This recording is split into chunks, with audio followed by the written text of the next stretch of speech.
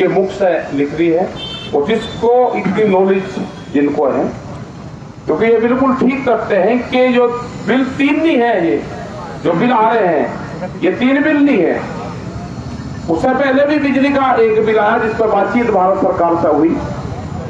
वो बिल किस तरह के बिल है, मैं बिल्कुल जो सरल भाषा है, गांव के लोग उसको समझ जाएंगे कि जो बिजली का बिल था जो आने वाला था वो क्या था। उसमें है कि अगर किसी आदमी के पास में, किसान के पास में 2 पशु होंगे, उसको कॉमर्शियल कनेक्शन लेना पड़ेगा। जो व्यापारिक कनेक्शन है उसको लेना पड़ेगा, जो व्यापारी दुकानदारों में लगते हैं। 2 पशु का मतलब क्या है कि अगर किसी ने एक भैंस पाल ली, अगर सिंगल भैंस है तो सिंगल कनेक्शन, कोई दिक्कत नहीं। अगर भैंस भी आगे दूध देना शुरू कर दिया तो 2 हो गए तो कॉमर्शियल कनेक्शन। मतलब कैसे उलझा रहे हैं बातों में। मतलब कौन लोग हैं कि जो बिल्कुल गांव को, पशुओं को और खेत को बर्बाद करना चाहते हैं। ये तो मीडिया, ये वही लोग हैं कि अगर 2 पशु होंगे तो कॉमर्शियल कनेक्शन लेना पड़ेगा। अभी जो इन 3 बिल से अलग जो बिल है, एक बिल आ रहा है बीज कानून, बड़ी लड़ाई इसके खिलाफ लड़ रहे हैं। सीड बिल, बीज का कानून, जैसे बिजली की पुलिस बन रही है, थाने खुल रहे हैं बिजली के, ऐसे ही बीज के भी पुलिस के थाने खुलेंगे। आपको खेत में क्या बोना है, किस दुकान से आपने खरीदा है, अगर आपके खेत में दूसरी कंपनी का मेरा बीज चुरा के बोया है अपने खेत में, आपके खिलाफ मुकदमा होगा और 1 करोड़ रुपए तक उसमें जुर्माने का भी प्रावधान है। 3 कानून ये है। कौन व्यापारी आएगा, कानून बनने से पहले देश में गोदाम बन गए, यानी बने गोदाम अभी, लेकिन आपके गुजरात, राजस्थान, हरियाणा और पंजाब अलग से रेलवे लाइन है, उनके पास में गोदाम है, और जितना अनाज आप इकट्ठा करते हो, बोते हो हम खेत में, इतना अनाज अपने गोदाम में रखने की कैपेसिटी उनकी है। 10 लाख मीट्रिक टन अनाज के गोदाम उनके पड़ गए हैं। उनका जो वॉलमार्ट जैसी कंपनी आएगी, जो बड़ी कंपनी है पूरी दुनिया की, उसके पास में 10,000 पानी के जहाज है। वो कंपनी खेती के क्षेत्र में आ रही, वो एक देश का अनाज उठा के दूसरे देश के उसमें फेंक देगी तो 1 साल में 2 देशों को मारने की कैपेसिटी रखती है। इतना उसका बजट है कि यहां से माल उठाया, यहां शॉर्टेज करी और दूसरे में फेंक दिया, वहां पे डाउन कर दिया। ऐसा ही इन कंपनियों का हाल होगा। ये रेट को अप डाउन करने की कैपेसिटी होगी इन कंपनियों के पास में। एमएसपी की गारंटी नहीं है, मिनिमम सपोर्ट प्राइस की गारंटी नहीं दे रही भारत सरकार। 9 दौर की वार्ता होगी और भारत सरकार ने स्पष्ट कर दिया कि हम एमएसपी पे कानून बनाएंगे और नए 3 कानून वापसी देंगे। ये बिल्कुल स्पष्ट कर दिया उन्होंने कि जो आपसे होता है वो कर लो, हम कानून को वापसी नहीं लेंगे। बहुत वार्ता हुई, 45 दिन वहां पे दिल्ली को चारों तरफ से कई लाख लोगों ने घेर रखा है। ये भी मोर्चा आपका पक्का मोर्चा है, इस मोर्चे को भी तोड़ने की बहुत कोशिश होती है। ये पक्का मोर्चा आपका यहाँ पे लग गया है।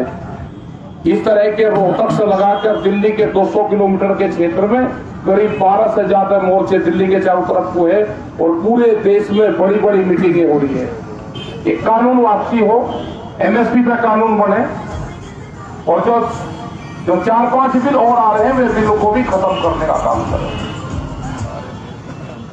नहीं, पूरे देश में आंदोलन है। हम जा रहे हैं तो 13 तारीख को मुंबई हम जा रहे हैं, तो हमने पूरा एजेंडा यह होगा कि जितने भी जत्थेबंदियां हैं, जितने भी संगठन हैं, जो उनके लीडर हैं, वो देश के अलग अलग हिस्सों में जा रहे हैं, बड़ी बड़ी मीटिंगें कर रहे हैं। यानी कि दिल्ली के वही हम बैठते हैं, हम जा रहे हैं बाहर, उड़ीसा जा रहे हैं, बेंगलुरु में हम लोग जा रहे हैं, सब लोग जा रहे हैं। 11 तारीख से लोग जाना शुरू हो जाएंगे।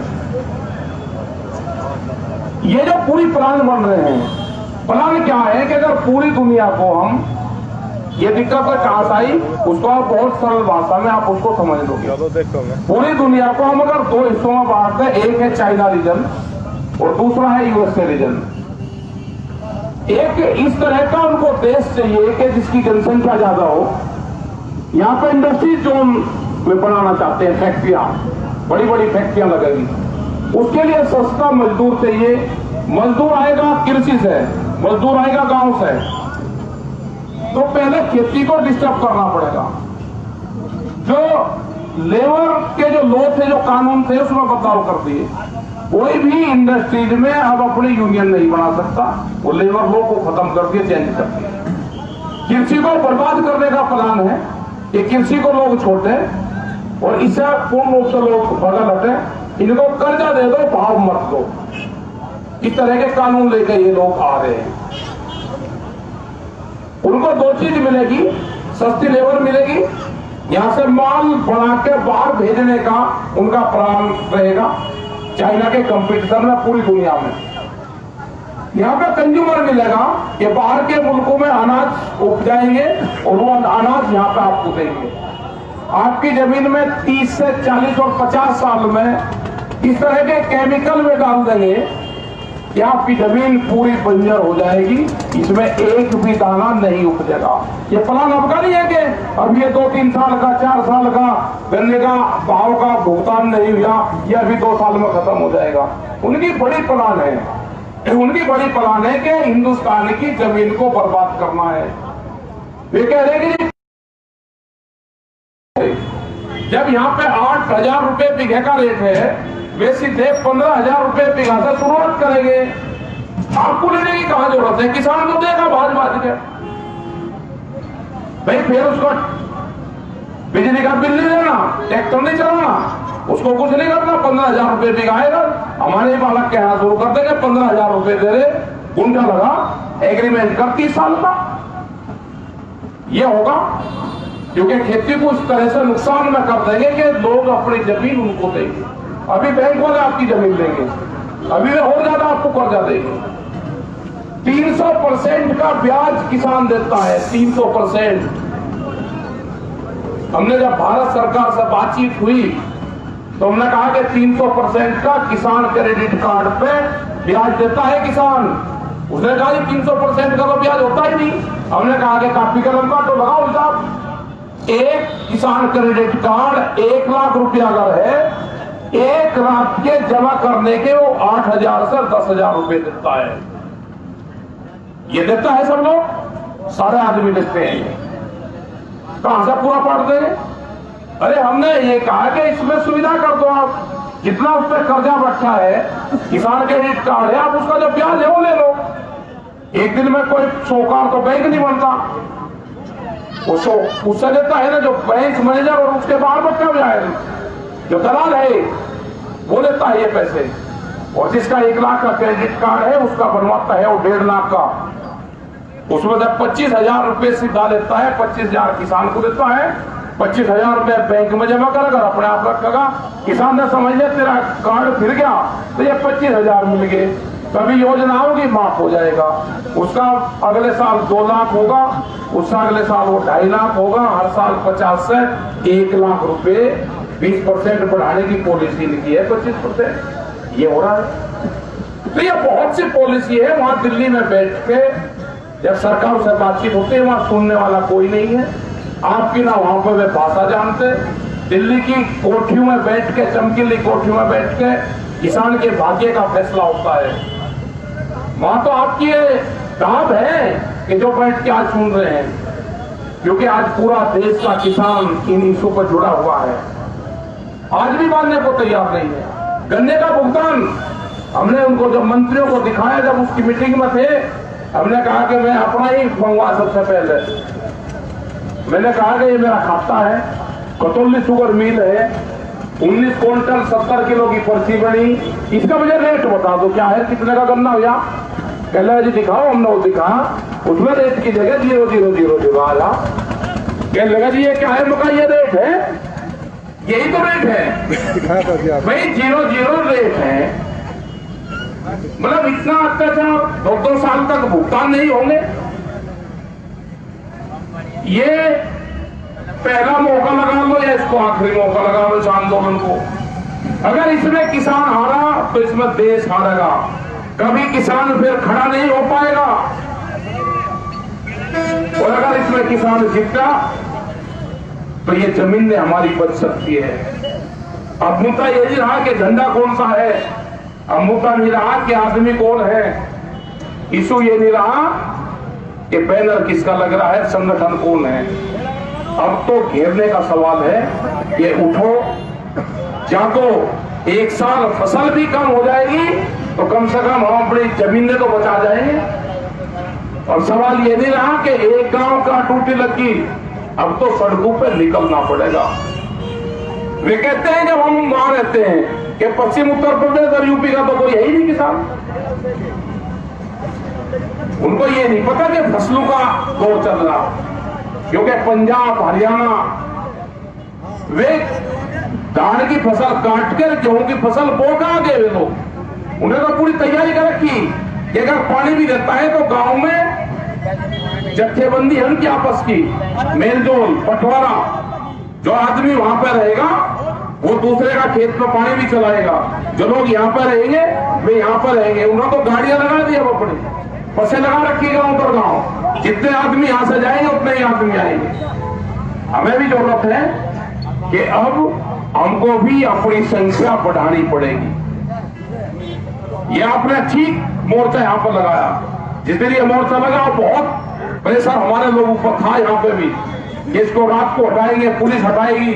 हमने कहा कि हटने की जरूरत नहीं है, पुलिस गिरफ्तार नहीं कर सकती, पुलिस जेल नहीं भेज सकती, पुलिस लाठीचार्ज नहीं कर सकती।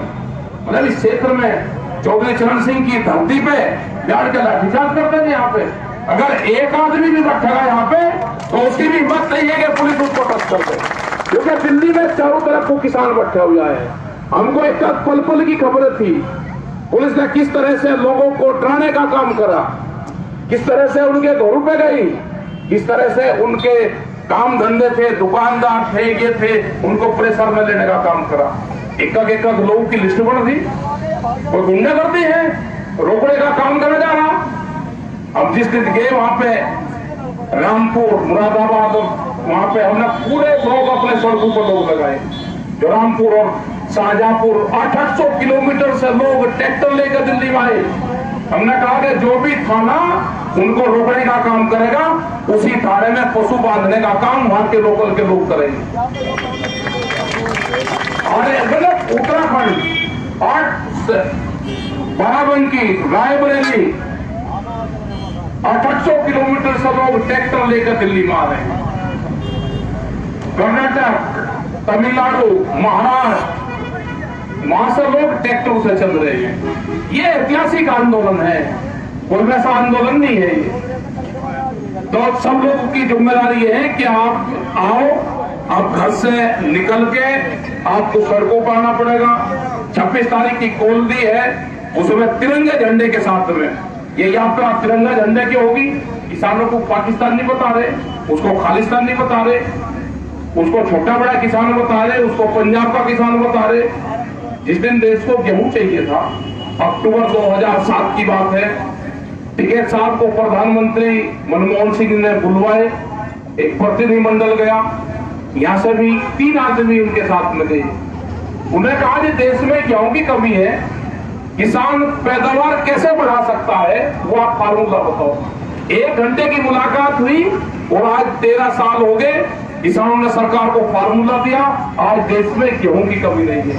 ये सरकार बात नहीं करेगी, मतलब सरकार किसी से बात नहीं करेगी। फर्जी तरीके के संगठन बना के खड़े कर रखे हैं, कह रहे कि हमारे बहुत संगठन से बात हुई, वे समर्थन कर रहे हैं बिल का। हमने कहा उनको आता पता दे दो, उनसे टेक्नोलॉजी हम भी लेकर जाएंगे। हम उनको यहाँ मुजफ्फरपुर शुगर मिल है, यहाँ का किसान भी बर्बाद है, और टेक्नोलॉजी वहां पर दिवाएंगे, उनका भी कुछ लाभ हो जाएगा, क्योंकि भूटान नहीं होता तो आप उन किसानों को दे दो, वहां पर उनकी रहने की व्यवस्था करवाएंगे।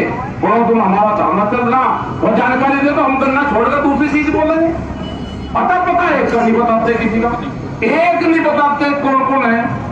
एक गया, एक वहां का मुझे नगर का, उसका भाई उसकी तलाश करता फिर रहा, गांव वाले उसके पीछे है, वो अपने गांव में नहीं गया उस दिन से, गांव में गया नहीं, उसका भाई उसकी तलाश कर रहा। वो कह रहा कि मैं 22 लाख रुपए का मकान बना था गांव में, अपने मकान को देता नहीं, उसको तोड़ूंगा। तो ये आवाज हो रही जो एक लोगों को लेकर जाते हैं कि ये हमारा समर्थन है। भाई टेक्नोलॉजी तो आ दो, कौन सी मंडी में बेचा? 800 रुपये क्विंटल में धान बिक रहा है। मक्का की खेती चलो यहाँ पे नहीं होती, हमारे यहाँ पे बुलंदशहर, ये इसमें जितने भी अलीगढ़, 800 से 1000 रुपये क्विंटल मक्का। अरे सरकार भाई ले लो उसको। हमने कहा कि सरकार खरीदो भी मत, आप उस पर कानून बना दो, जो व्यापारी आएगा उसके कम पे खरीद नहीं करेगा। ये बात समझ में नहीं आती। कह रहे जी व्यापारी खरीद लेगा ही नहीं, फिर मतलब व्यापारी की फिक्र जाते हैं, किसान की कम है। तो ये आंदोलन आपको तेज करना पड़ेगा, आंदोलन को बढ़ाना पड़ेगा। और यहाँ पे सभी लोगों का धन्यवाद है कि जो लोग यहाँ पे आए, मेरे बुजुर्गवार यहाँ पे हैं, सभी नौजवान साथी यहाँ पे हैं, इनका बड़ा योगदान इन बच्चों का है। और इस तरह की जो विचारधारा है बच्चों की, ये आगे बढ़नी चाहिए, ये गांव तक विचारधारा जानी चाहिए। अभी वालमार्ट कंपनी जैसे प्रपोजल लेकर आ रही है, उनका है कि जो साप्ताहिक बाजार लगाते हैं, उन बाजारों को खत्म करने का पहला टारगेट उनका है। उसमें 4.5 करोड़ लोग बर्बाद होंगे, नौकरी पैसे वाले बर्बाद होंगे। जो दुकान करता है, जो शहर के अंदर, जो मोहल्ले में दुकान करता है, जो 60 से 100 लोगों को उधार सामान देता है, वो दुकानदार बर्बाद होगा। ये सारे के सारे दुकान भी जाएंगे, स्मॉल इंडस्ट्री जाएगी, किसान जाएगा, सब कुछ खत्म होने का प्लान सरकार ने बना दिया है। तो आपको सचेत हो जाना चाहिए, अपने लाठी गोदी के साथ में तैयारी किसान को करनी पड़ेगी। धन्यवाद। जय हिंद, जय भारत, जय गुरु।